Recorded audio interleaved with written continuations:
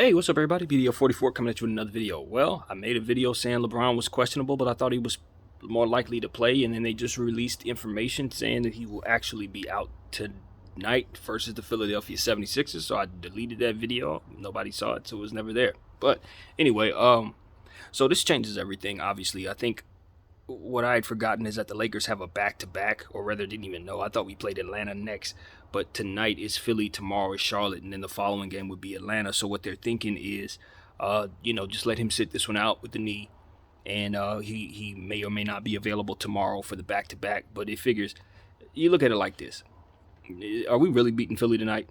Hell no, nobody thinks we are. So if he's going to sit one of those back-to-backs, it should probably be the one we're less likely to win. I think we should sit AD too. Just go out there and trot out, everybody, Trevor Ariza, and my thing is this: if you know you're gonna lose, then the object of the game is to probably get out of there healthy.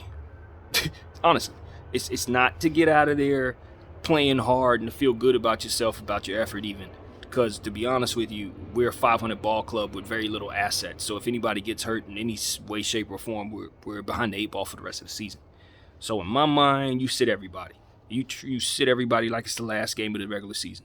Because at the end of the day, if Joel Embiid's going to go out there and knock us down with a 50-point, 20-rebound game, then he should probably be doing it against the worst players we have on our team. I honestly think that's the strategy for the Lakers because you ain't going to beat them anyway. So you might as well just get out of there healthy. I know that sounds ridiculous because as a competitor, you definitely don't want to think like that. But you got to have bigger picture in mind. And when you consider the Lakers situation, the fact that everything is wrapped up in three max players, one of them's coming back from injury, the other one's 37 years old with a knee, and the other one can't seem to get right, it probably just makes sense to try to get out of the season, not just this game, out of the season with all three of them intact. So that's not really my strategy, to be honest, which is not the strategy I would choose as a fan or as a competitor. But when you just understand, you put it like this: if it were your investment, if it was your money, and you understand it like I just explained it, then you definitely don't want no chance of any of these guys getting hurt. Think John Wall and the Houston Rockets. When's the last time you seen John Wall on the floor for the Houston Rockets? He's been ready the whole time, but they ain't playing him for that exact same reason I just said. Only the Lakers have basically three players where they got to consider it like that. So yeah, man, I don't know. I don't know what to say about these Lakers. I'm happy that LeBron James is taking his health very seriously, though. If your knee is hurt, don't play around with it. I really am thinking that's the right way to go for him since he's trying to carry this load with this team. So that's that, man. I don't know what to expect from the Lakers. I don't even know if it's worth watching, to be completely honest with you. Bron ain't out there. AD's going to be on minutes restriction, and Russell Westbrook has it to himself. Maybe Russie goes off for huge numbers tonight, but he's not going to be playing with the greatest of teammates because most of our best players are not going to be playing, it seems. Not fully, anyway. Malik Monk will have opportunities. THT will have opportunities. Austin Reeves will definitely have opportunities. You'll see a whole lot of Avery Bradley. You'll probably see more Trevor Ariza than you care to. Dwight Howard, that kind of thing. So, yeah, it's a loss. It's a loss early. If the Lakers win it, Philly didn't do their part. We know that. I'm not here to sugarcoat or make things nice at all this season. I'm here to tell y'all the real.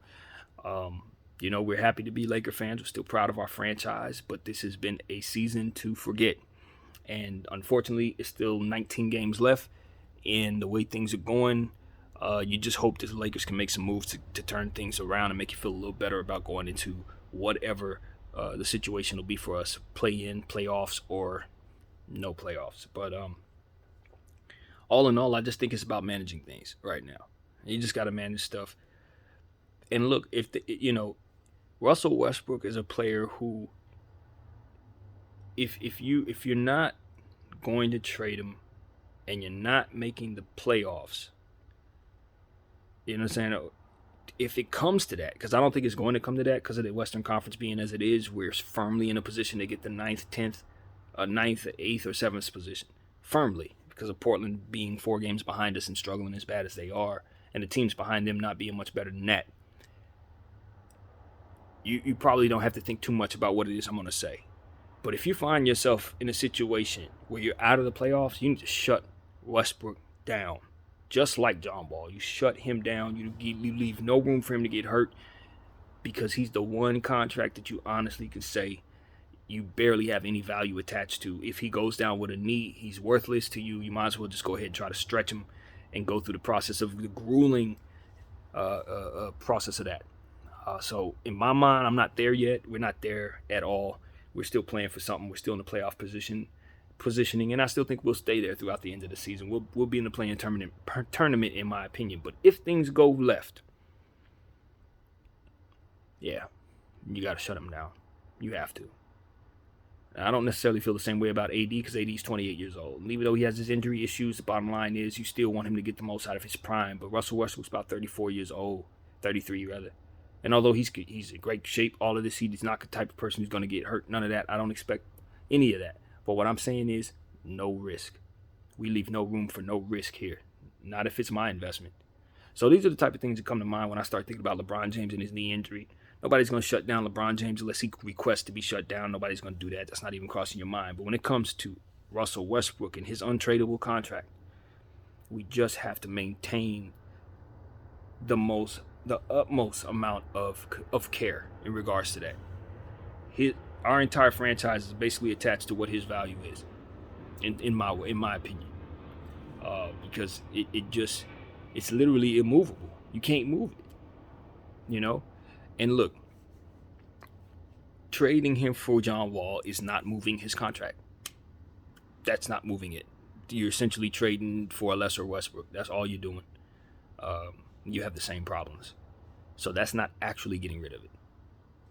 That's what I want to explain to everybody. Since that trade is floating around, I've blasted it and I've said everything that has to be said, but it's clear as day, you're not actually trading Westbrook. You're just bringing back a different Westbrook.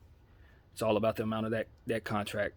That's really what it's about. So, I don't know, man. Pessimistic times for the Lakers. Hopefully they can make a trade to make us feel better, man. I'll tell you one thing, though. This All-Star break is going to be great for our team. It gives us an opportunity to stall out in terms of playing out the rest of these games. Hopefully make a trade. Maybe do some things to get some guys in this roster that can help us. Get rid of some guys that can hurt us. Fire that damn coach. All those different things should help us come mid-February when we have that All-Star break. So that's what I'm looking forward to, man. I'm looking forward to that for our team. So, yeah, that's what I got, man. That's what I got. My name is BDF44. Thank y'all for watching. I'm out.